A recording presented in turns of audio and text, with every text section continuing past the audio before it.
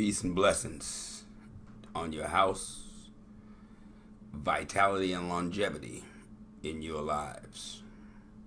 I come to kind of really, in my mind, this is probably the last video that I will make, right? There really ain't again, everything that that really needs to be said, I've put it on video. I've put it out there, right?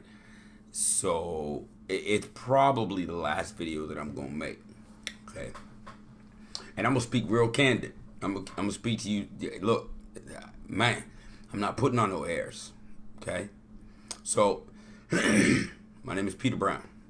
I'm the CEO of the Ledge Group, right? In 5th grade, I was addicted to heroin. Okay, 5th grade. I had had some extreme circumstances in my life, molested by every white man I was ever left with, right? And some extreme circumstances, yeah. So, 5th grade, I was on heroin. From that point till, I don't know, about the age of 20, I don't know. I can't speak to the years. I smoked crack. Smoked it. I mean, like, look, like I invented it. Like I made it up. I mean, and so I've done everything that any one of you could possibly do. So I have no judgment. I don't judge mine. I don't judge mine, ever. There's nothing you could do. There is no depth that you could sink to that I ain't sunk to. You understand? I seen that in my life, right? I seen that. I lived through that in my life, okay? So I'm no leader. I share these things with you so that nobody can ever say to you anything that, they can't come to the side and say, yo, hey, well, what about that cat? He did this, he did that. Yo, if they come to you from the side and they tell you that I did something, it's probably true. If they're talking about 20 years ago, 30 years ago, it's probably true, right? I'll be the first one to let you know that, okay? But here we are today. I'm still standing. They tried to destroy me. I was born in the 60s, right? J. Edgar Hoover, he said that he was trying to prevent the next black messiah from being born. Right? I ain't no messiah. I ain't your leader. The hierarchical structure that we embrace is not our own. It does not come from us. Right? The whole idea of a leader, of a king or a queen, that ain't our structure. That's theirs. Right? That's not our hierarchical structure. Okay, that's theirs. So I'm no leader. Please. A lot of people say, you know what I'm saying? I'm that dude that's out in the front and everybody sees me and everybody hears me, everybody knows me. Yeah, that's real. I got a big mouth. You know what I'm saying? My mama told me that. I got a big mouth. But I'm not your leader. You know why? Because you don't need a leader. The idea that you need a leader is a weakness within you. You're your leader. I'm not. Get that clear. Get that clear. You are your leader. I am not. I am fallible. I make mistakes. I make mistakes, man. I fuck up. You understand? I'm not your leader. So take that out of your mind. Now, let's speak about where we are. Right? Let's speak about the condition that we find ourselves in today. Okay? Today, there are 96.8 billion acres of land in the United States of America. I'm sorry. No. I'm sorry. There are 1.9 billion acres of land in the United States of America today. 96.8% of that is owned by Europeans. Okay? The median net wealth of Europeans in the city of Boston today is $247,000. The median net wealth of Africans in Boston today is $8. $8. Less than lunch. Right? So we here in America have no resource. right? We have nothing. We don't have natural gas. We don't have control of it. We don't have gold. We don't have control of it. We don't have the economy. We don't have control of it. We don't control our own food, clothing, shelter, security, water. Any of the basic elements that keep us alive are outside of our control. These are just facts, right? This is the fact. We have no control of the basic elements that keep ourselves or our children alive. Okay? What the Ledge Group has done is we have built partnerships throughout the world in order to bring capacity to the African within the diaspora by way of the African on the continent to lift both people at one time. It's very, very simple. See, simple and easy are two different things. Simple and easy are two different things. I never said it was easy. Okay? I said it was simple. It is simple to offer to every single African on the planet Earth a fair deal. 50-50. We will partner with you and we will offer to you exactly what we want for ourselves. It says we are not a believer until we want for our brother what we want for ourselves. So what we will do is we will make sure that if I'm eating, you're eating. So we offer 50-50 to every single African on the planet Earth. They have the resource, we have the capital. We pool our dollars and we build capacity everywhere on the continent, everywhere that Africans exist. And through that capacity, we have the ability to change everything. So let's talk it through. Boycotts, marches, protests. My sister was stabbed in the throat.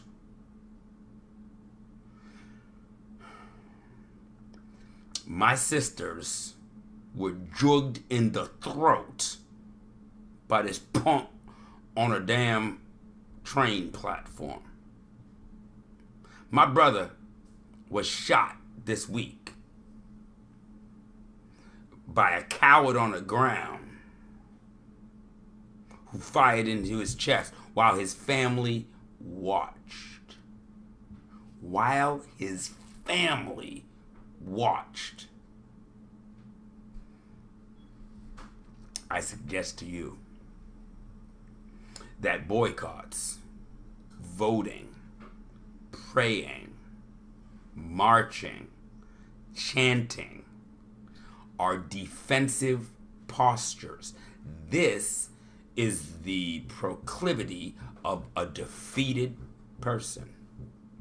See, when you stand in power, you don't ask. You don't beg. You don't march or protest or vote or ask the wolf to stop eating your chicks. You don't do that when you stand in power. You understand? You only do that when you are in a subservient posture. And at that point, the only thing that you can think to do is ask for somebody to treat you as an equal. Is ask for somebody to treat you better than what they have. I suggest to you, we have been here for 500 years and beyond. My DNA is native on this continent. My DNA says Han Chinese. The people that lived on the Yangtze River and crossed the straits and came here and populated North, South, Central America, as well as Hawaii, as well as New Zealand and all of the islands in the South Pacific. They came from me.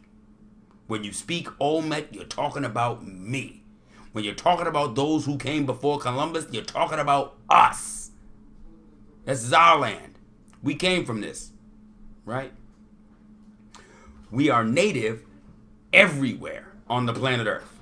You understand? We are native everywhere on the planet Earth. Okay? So when I leave America, I'm not running. It's not because I'm running from America. I am disgusted.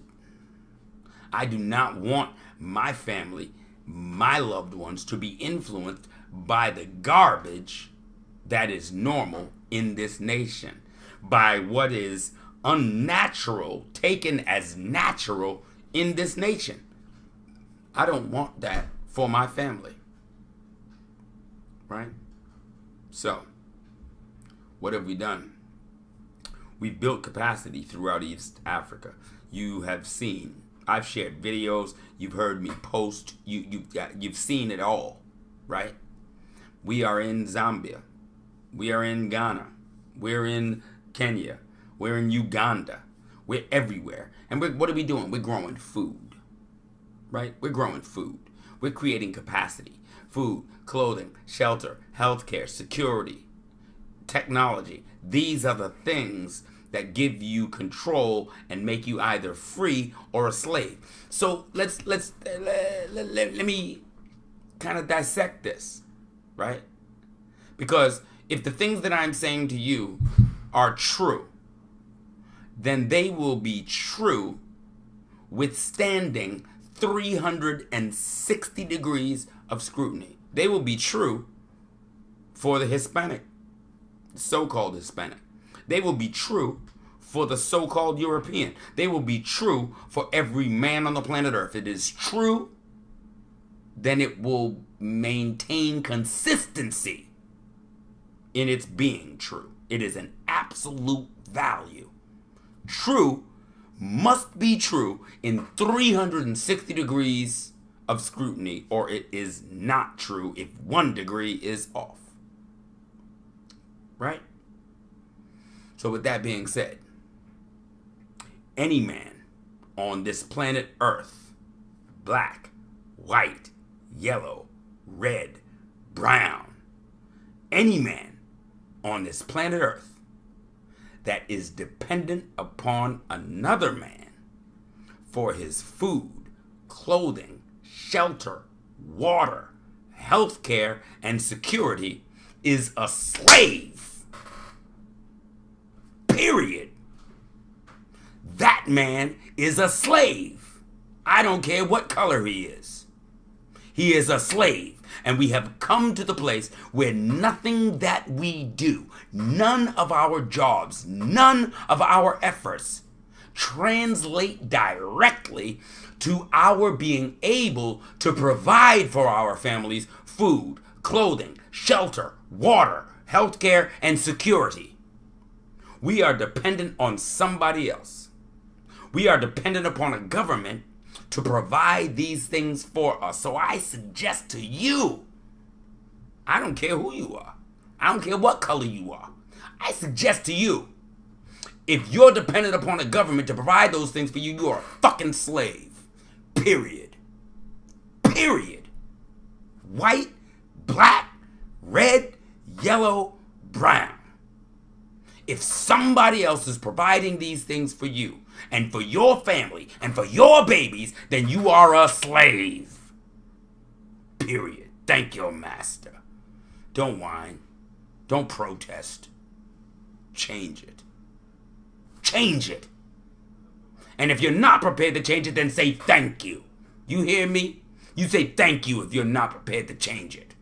Now, if you are African, and if you are prepared to change it, then understand what I'm talking about. The context, the subject of this presentation is economic warfare. See, when we consider the activities over the last 100 years in the name of attaining social justice, what we see is defensive postures. We see boycotts. We see a suffering people that are begging someone to treat them as equals. We see people jumping and leaping at a golden carrot.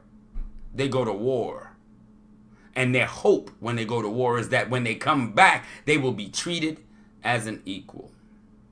They were told to get an education. And the hope was that when they went and got that education, they would be treated as an equal and as a people, and they would have the social mobility that they sought.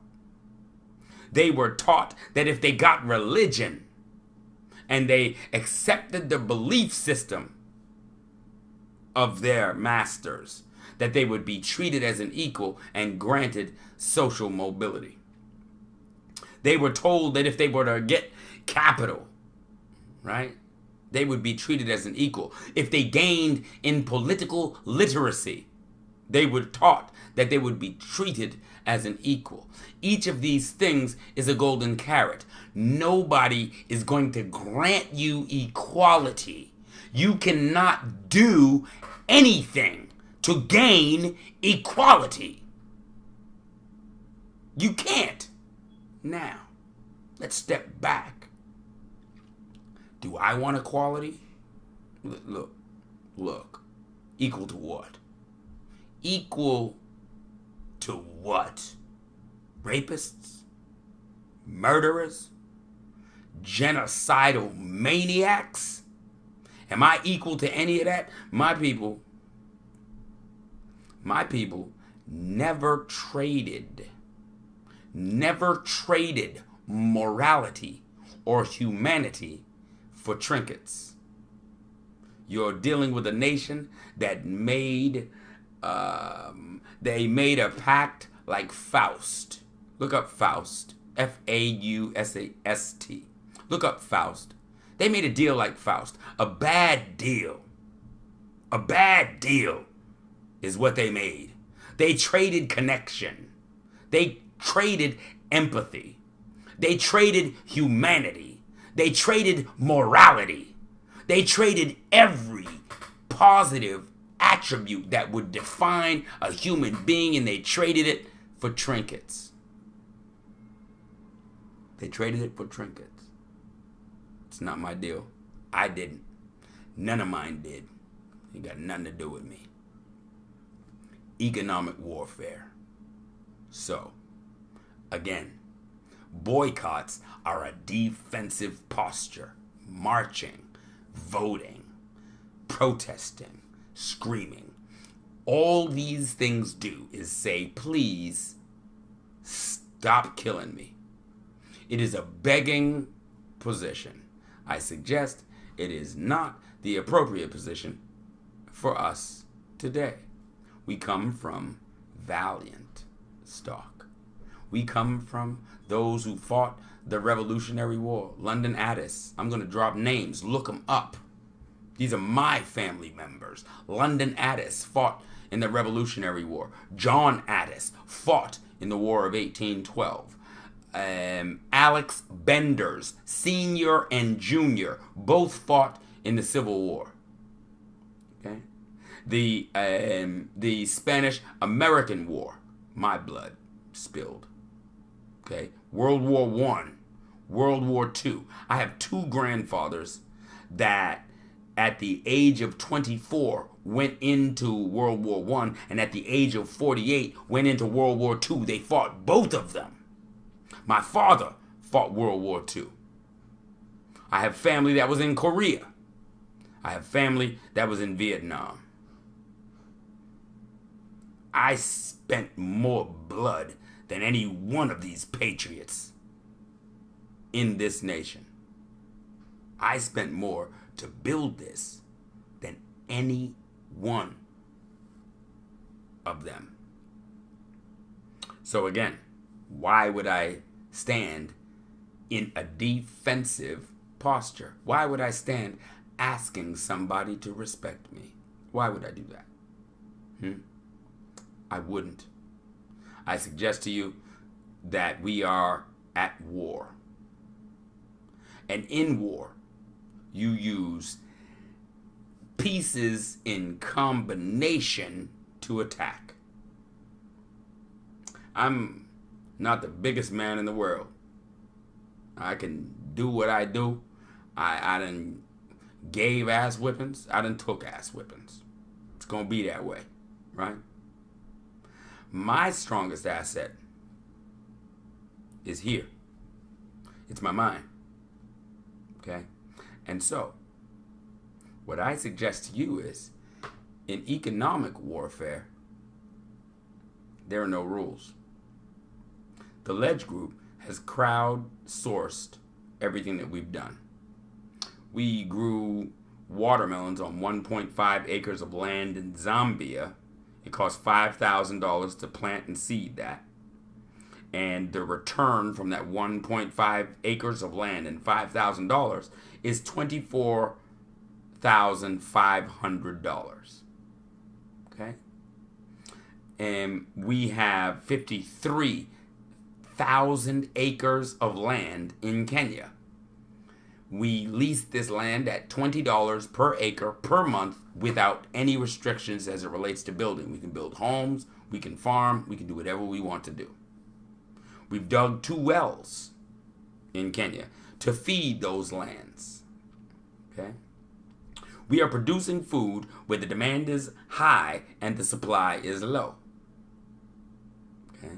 So we can sell our food at a reduced cost, organic, nutritious food at a reduced cost, and still turn a profit. Right? We are found in Kenya. We are found in Uganda. We are found in Ghana. We are found in Zambia. And you will find us moving across the planet. You will find us in Belize. You will find us in Haiti. You will find us in Cameroon, Tanzania. You will find us in Ethiopia. You will find us everywhere. Because again, the model is very simple. We offer 50% of everything that we do. We will provide the capital, you provide the resource, and we build. Right? This is the unity of the African. This is the recombining of the body that has been split. The African in the diaspora and the continental African together control the world. Quite simply. Quite simply. We have the capacity to control the world. So I suggest to you, what is economic warfare? As opposed to the defensive positions that we have been used to taking. What's economic warfare? Economic warfare is pooling our money, building 5 toilet paper producing factories. And from those 5 factories, producing 20, 30 different types of toilet paper, all with high quality. But the fact is, we pooled money to build our factory, right?